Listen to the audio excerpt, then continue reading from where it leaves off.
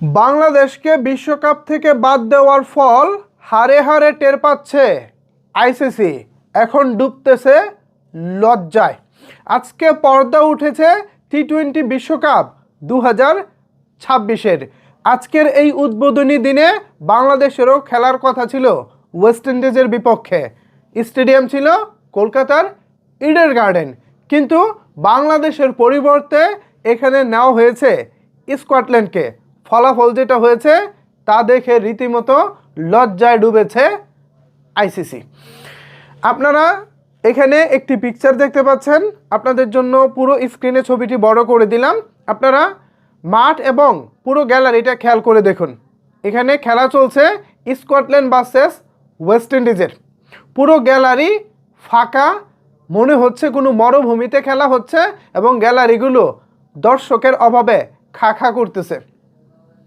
এই যখন অবস্থা, তখন মনে পড়ে যাচ্ছে বাংলাদেশ যদি চলতি বিশ্বকাপে থাকতো তাহলে কিন্তু এরকম ফাঁকা গ্যালারি থাকতো না।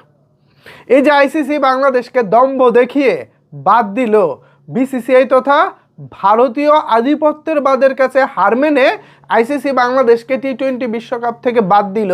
এর ফলাফল এখন কি খুব একটা ভালো হচ্ছে? মোটেও খুব একটা ভালো হচ্ছে না।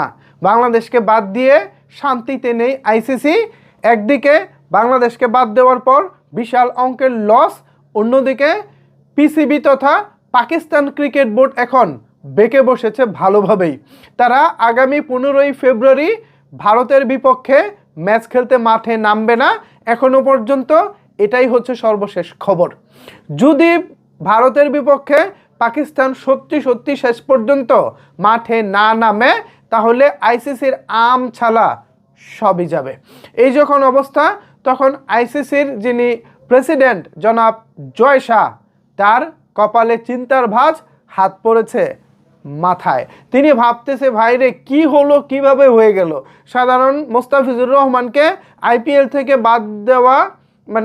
বাদ দেওয়া দিয়ে শুরু, এরপর পর্যায়ক্রমে বাংলাদেশ বিশ্বকাপ থেকে নাম প্রত্যাহার করে নেওয়া, তারপর বাংলাদেশকে সংহতি জানিয়ে পাকিস্তান ভারতের বিপক্ষে ম্যাচ খেলবে না, মানে বাংলাদেশকে সমর্থন জানিয়ে ভারতের বিপক্ষে পাকিস্তান ম্যাচ খেলবে না। এই যখন পরিস্থিতি, তখন আইসিসি আসলে টালমাটাল অবস্থাতে রয়েছে। তো ভিউয়ার্স, ফাঁকা মাঠে খেলা চলছে টি-20 বিশ্বকাপের বিষয়টি আপনারা কিভাবে দেখছেন জানাতে পারেন আপনার মতামত নিচের কমেন্টস বক্সে।